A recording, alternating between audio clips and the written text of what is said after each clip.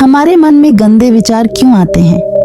हम नहीं चाहते, पर फिर भी हमारे मन में गंदे विचार आते रहते हैं। ऐसा क्यों होता है? मन ही हमारा सबसे बड़ा दोस्त है और मन ही हमारा सबसे बड़ा शत्रु है। जब हम अपने मन के हिसाब से चलते हैं तो मन हमें भटका देता है, और जब हम अपने मन को संतुलित कर लेते हैं तो हम अपनी जिंदगी में सब कुछ प्राप्त कर लेते हैं।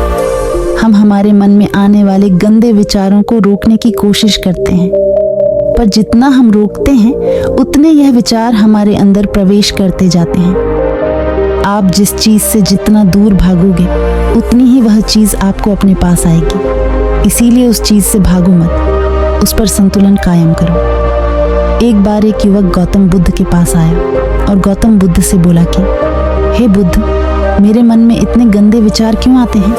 मैं नहीं चाहता कि मेरे मन में गंदे विचार आए, पर मेरे मन में हमेशा काम वासना के विचार चलते रहते हैं और मैं इनके बारे में सोच सोच कर बहुत परेशान हूँ। मेरी ऊर्जा और समय यह सब सोचने में ही नष्ट हो जाता है और इन सब विचारों की वजह से मैं कभी भी शांत नहीं रह पाता और मैं हमेशा ही स्त्रियों को देखकर मोहित हो जाता हूँ, अपने आप को रोक ही नहीं पाता। बुद्ध मुस्कुराए और उन्होंने उस युवक से पूछा, क्या तुम्हें पता है ये काम वासना होती क्या है?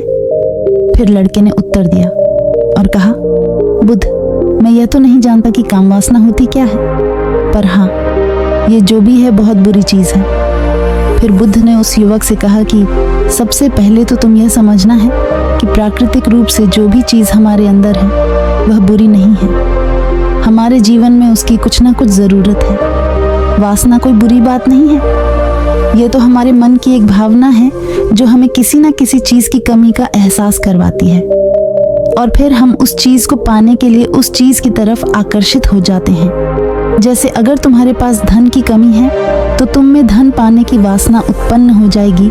तो वासना कुछ और नहीं, बस एक प्रकार की कमी है जो कि एक प्रकार की जरूरत का एहसास है, और जब ये जरूरत शारीरिक हो तो हम इसे काम वासना कह देते हैं। युवक ने गौतम बुद्ध को कहा कि हे बुद्ध, मुझे काम वासना का मतलब तो समझ में आ गया, पर आप मुझे यह बताइए कि यह आती कहाँ से है और कैसे आती है?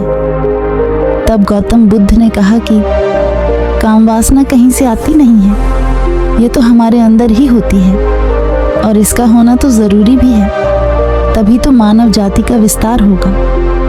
तब युवक ने कहा, जब यह हमारे अंदर ही है और जरूरी भी है तो फिर लोग इसे गलत क्यों बोलते हैं? बुद्ध ने कहा कि यही तो समस्या है। लोगों ने काम वासना को गलत तरीके से सोच लिया है, इसे छिपाने की दबाने की कोशिश करते हैं। काम वासना गलत नहीं है, बल्कि काम वासना का गलत तरीके से प्रयोग करना गलत बात है। लोग जिसे प्रेम करते हैं बस उसी के लिए जीने लग जाते हैं, उसे पाना ही अपना लक्ष्य बना लेते हैं और उसी के बारे में हमेशा सोचते रहते हैं, पर यह सब गलत है। बुद्ध उस युवक से बोले, क्या तुम्हें पता है जानवरों में भी काम वासना होती है? युवक ने उत्तर दिया, हाँ, जानवरों में भी काम वासना होती है, क्योंकि जानवर भी तो आखिर अपनी पीढ़ी को आगे बढ़ाएंगे। बुद्ध ने कहा, तो फिर हम जानवरों की काम वासना को गलत क्यों नहीं कहते? युवक ने कहा, मुझे नहीं पता महात्मा, आप ही मुझे बताइए। गौतम बुद्ध ने कहा कि जानवर अपनी काम वासना का प्रयोग आनंद प्राप्ति के लिए नहीं करते, वह तो सिर्फ संतान उत्पन्न करने के लिए काम वासना का उपयोग करते हैं। जानवरों को प्रकृति ने इतनी समझ नहीं दी कि वह काम वासना को अपने सुख का आधार बना सके, जबकि मनुष्य अपनी समझ के बलबूते पर प्रकृति में पाई जाने वाली प्रत्येक वस्तु को अपने सुख के लिए प्रयोग करता है। हम इंसानों ने ही काम वासना को अपने सुख का साधन बना लिया है, जबकि प्रकृति ने तो हमें अपने वंश को आगे बढ़ाने के लिए दिया था, लेकिन इंसानों ने इसे अपने जीवन का परम लक्ष्य बना रखा है, और इस तरह से काम वासना का बेलगाम हो जाना गलत है। युवक ने मुझसे पूछा, महात्मा जी, ये काम वासना हम पर हावी क्यों होती है? क्यों ये बेलगाम हो जाती है? तब गौतम बुद्ध ने कहा कि सुनो, अब जो मैं तुम्हें बताऊंगा उसे तुम ध्यानपूर्वक सुनना। काम वासना का सारा खेल तुम्हें समझ में आ जाएगा, तुम्हें तुम्हारे सारे सवालों का जवाब मिल जाएगा, बस तुम्हें ध्यान से सुनकर समझना है। फिर गौतम बुद्ध युवक को बताना शुरू करते हैं। एक बार की बात है, एक आश्रम में गुरु और उनके शिष्य रहा करते थे। वे रोजाना आश्रम के बाहर स्थित गांव में भिक्षा लेने के लिए जाते थे। उसी आश्रम का एक शिष्य जिस गांव में भिक्षा लेने जाता था, उसी रास्ते में एक नदी पड़ती थी। वह रोज उसी रास्ते से भिक्षा लेने जाता था। एक दिन उसने देखा कि एक लड़का पेड़ के पीछे छिपा है। वह उस लड़के के पास गया और उससे जाकर बोला, भाई, तुम इस पेड़ के पीछे छिपकर क्या देख रहे हो? लड़के ने कहा, अरे तुझे नहीं दिख रहा क्या कि मैं क्या देख रहा हूँ? तब उसने नदी की तरफ देखा तो वहां पर कुछ लड़कियां पानी भर रही थीं। वो लड़कियां 14 या 15 साल की होगी। तब उसने उस लड़के से कहा, अरे भाई, वहां पर तो लड़कियां पानी भर रही हैं, इसमें छिपकर देखने वाली क्या बात है? तब वो लड़का उसकी तरफ देखकर उससे कहता है, अरे पागल, तुम्हें दिखाई नहीं दे रहा क्या कि कैसे ये परियां नदी से पानी निकाल रही है? जरा उनकी अदाओं को तो देखो, उनके कोमल शरीर को तो देखो। उनकी पतली कमर मटके को उठाते समय बल खाती है और उनके बाल उनकी कमर पर कैसे लहरा रहे हैं, मानो सुंदरता बिखरी पड़ी हो। शिष्य फिर नदी की तरफ देखता है और इस बार वह देखता ही रहता है। अभी तक तो उसे कुछ भी नजर नहीं आ रहा था और वह बिल्कुल निर्भय था। उसे किसी भी बात का कोई डर नहीं था। लेकिन अब वो छिपने लगा और उन लड़कियों को देखने लगा जैसे उसने कोई अपराध कर दिया हो। और जब वो छिपकर उन लड़कियों को देख रहा था, तभी वो अचानक अंदर से कौंप गया और उसने कहा कि ये मैं क्या कर रहा हूँ? मैं जो कर रहा हूँ वो सही नहीं है, मुझे यहाँ से चले जाना चाहिए।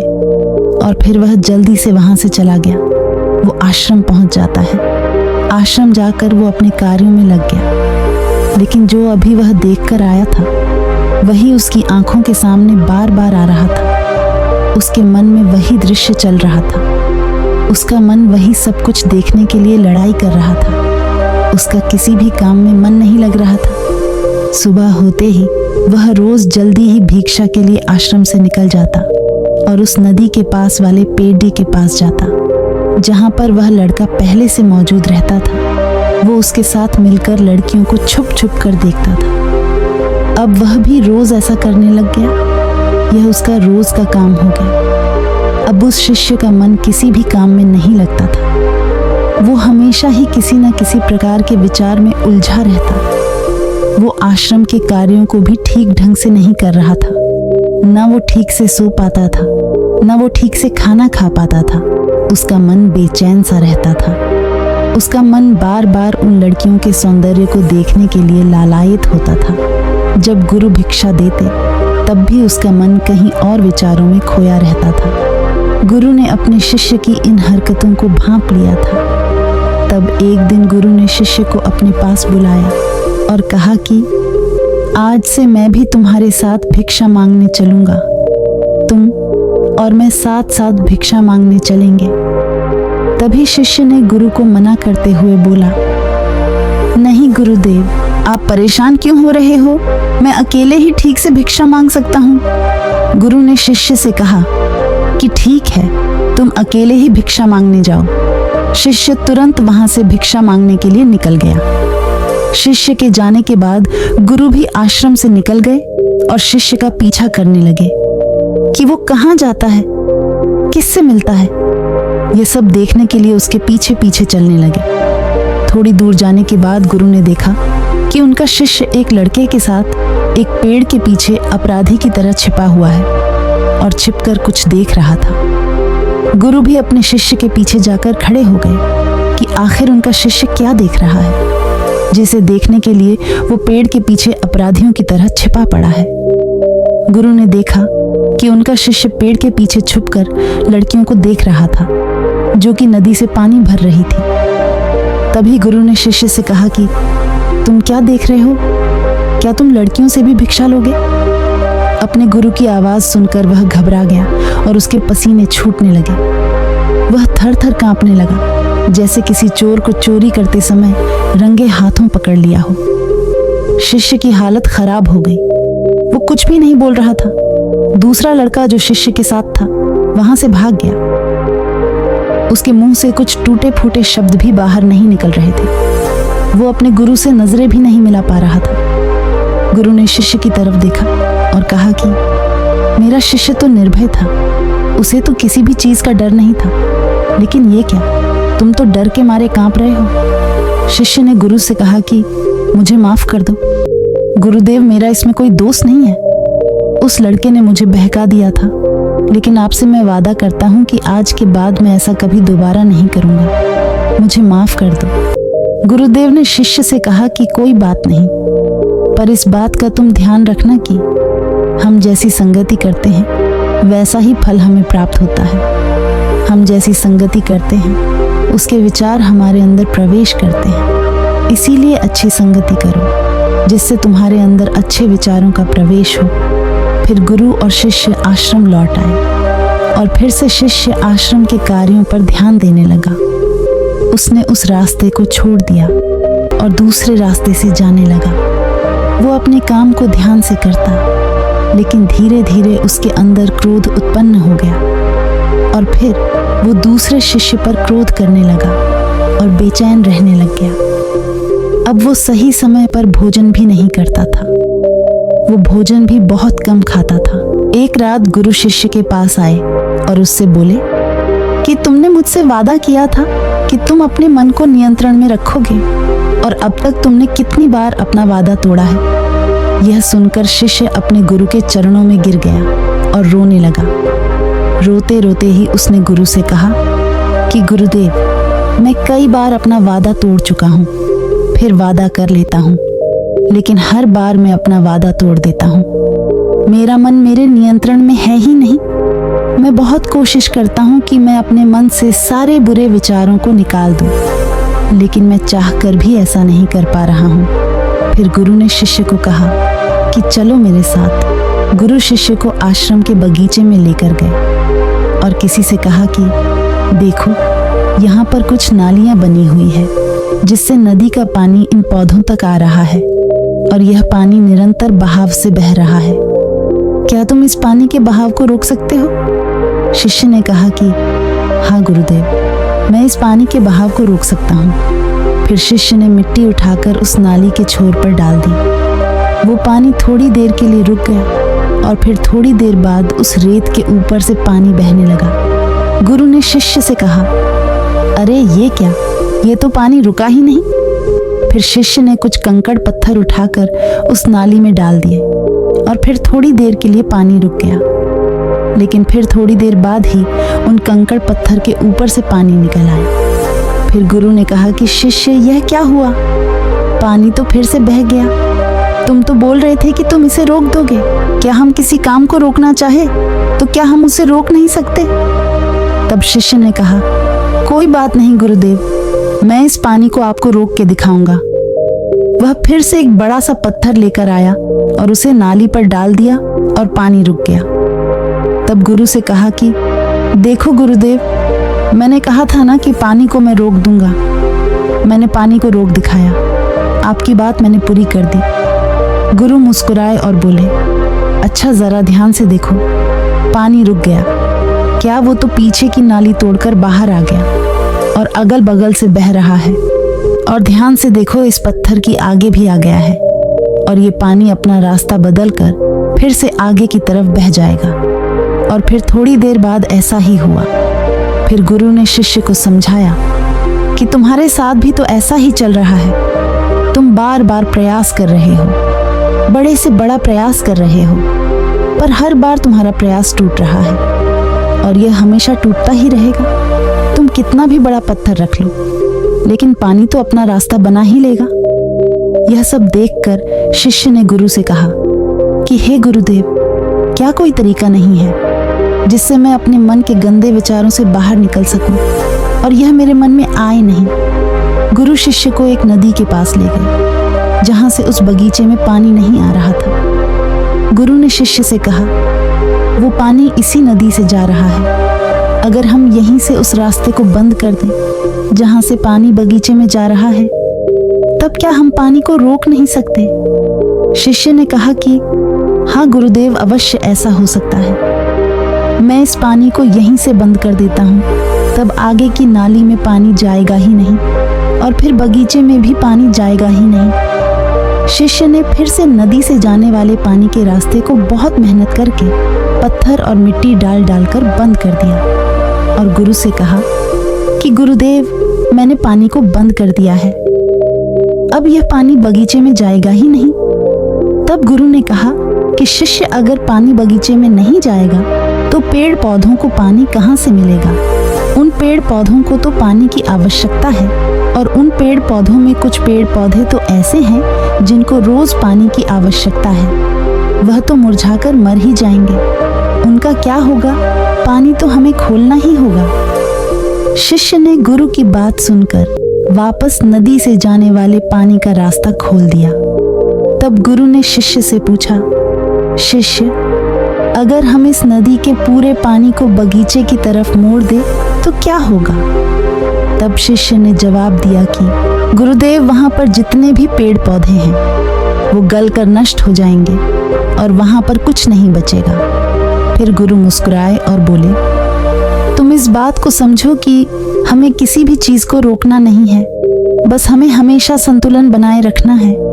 कम पानी से भी पौधे नष्ट होते हैं और ज्यादा पानी से भी पौधे नष्ट होते हैं। हमारा जीवन संतुलन से ही चलता है। गुरु ने शिष्य से कहा कि अगर मैं तुम्हें कुछ कहूं कि तुम आम के बारे में मत सोचो तो तुम्हारे मन में सबसे पहले किसका चित्र आएगा? शिष्य ने कहा कि गुरुदेव, मेरे मन में तो पहला चित्र आम का ही आएगा। गुरु ने कहा कि जब हम गंदे विचारों को जबरदस्ती रोकने का प्रयास करते हैं तो वह और मजबूती के साथ हमारे अंदर प्रवेश करते हैं और हमारे अंदर उठते हैं। इसीलिए हमें उन्हें कभी भी दबाने की कोशिश नहीं करनी चाहिए। फिर गुरु ने शिष्य को समझाते हुए कहा कि हमारे गंदे विचार बुरे लोगों की संगति करने की वजह से भी आते हैं। कई बार क्या होता है कि कामुकता हमारे अंदर होती नहीं है, लेकिन कुछ अश्लील लोगों के साथ रहने की वजह से यह हमारे अंदर हावी हो जाती है। फिर शिष्य ने कहा कि गुरुदेव, आप सही कह रहे हैं, मैं अपने मार्ग से भटक गया था। फिर वो शिष्य उस रात बहुत ही चैन की नींद सोया। सुबह अपने कार्यों को पूरे मन से किया और फिर सुबह वो भिक्षा लेने के लिए उसी रास्ते से गया जहां वह लड़का आज भी पेड़ के पीछे छुपकर उन लड़कियों को देख रहा था। वो शिष्य उसी नदी पर गया जहां वह लड़कियां पानी भर रही थी। उसने उन लड़कियों से पानी मांगा। उन लड़कियों में से एक लड़की ने उसे पानी पिलाया और उस सन्यासी शिष्य के चरण छुए शिष्य ने उसे आशीर्वाद दिया कि तुम्हारा कल्याण हो, जिससे उसका मन सकारात्मक ऊर्जा से भर गया। उसके चेहरे पर मुस्कान आ गई थी, जैसे कि उसे कुछ खोया हुआ वापस मिल गया हो। वह वापस अपने रास्ते से जाने लगा। तभी पीछे से वह लड़का आ गया जो पेड़ के पीछे छुपा हुआ था। वह शिष्य के पास आया और बोला कि क्या बात है, आज तो तुमने नजदीक से दर्शन कर लिए, तुम तो मुझसे भी आगे निकले। तब शिष्य ने कहा कि हम हमेशा दूसरे के दर्शन करने में ही व्यस्त रहते हैं, अपने दर्शन कर ही नहीं पाते। तुम कब तक इस पेड़ के पीछे छुपते रहोगे? किसी को पसंद कर लो, उससे बोल दो। अगर वो भी तुम्हें पसंद करती है तो शादी कर लो और उससे पहले तुम कुछ बन जाओ। अपने आप को पहचान लो, ऐसे अपना समय बर्बाद मत करो। फिर वह लड़का रोज उस शिष्य से मिलने लगा और शिष्य उस लड़के को नदी पर न जाने के लिए प्रेरित करता रहा और उस लड़के ने नदी पर जाना छोड़ दिया। और फिर वो लड़का अपने जीवन में कुछ बनने के लिए संघर्ष करने लगा। तो तुमने देखा संगति का असर क्या होता है। अपनी संगति बदलो, अपने विचार बदलो। बुद्ध ने शिष्य से पूछा कि क्या तुम्हें तुम्हारे सारे सवालों का जवाब मिल गया है? तब शिष्य ने कहा कि हाँ महात्मा जी, आपका बहुत बहुत धन्यवाद। तब गौतम बुद्ध ने शिष्य से कहा कि जब तुम्हारे मन में गंदे विचार आए तब आप अपने आप को दोषी मत मानो। यह शरीर है और यह सब इसने हजारों वर्षों से सीखा है। एक केवल तुम्हारे सोच लेने से यह टूटने वाला है नहीं, लेकिन तुम्हारे पास वो शक्ति है, वो ऊर्जा है जिसका तुम्हें संतुलन उपयोग करना है। तुम एक जीवित ऊर्जा हो जो कुछ भी अनुभव करने के लिए स्वतंत्र है, जो निर्माण करने के लिए स्वतंत्र है। इसीलिए तुम अपने आप को पहचानो। इस कहानी से हमें यह सीख मिलती है कि हमारे मन के अंदर विचारों का संतुलन होना कितना ज़रूरी है। मन में अगर अच्छे विचार होंगे तो वो हमारे अंदर पॉजिटिविटी भर देंगे, जो हमारे जीवन में आगे बढ़ने के लिए बहुत ज़रूरी है।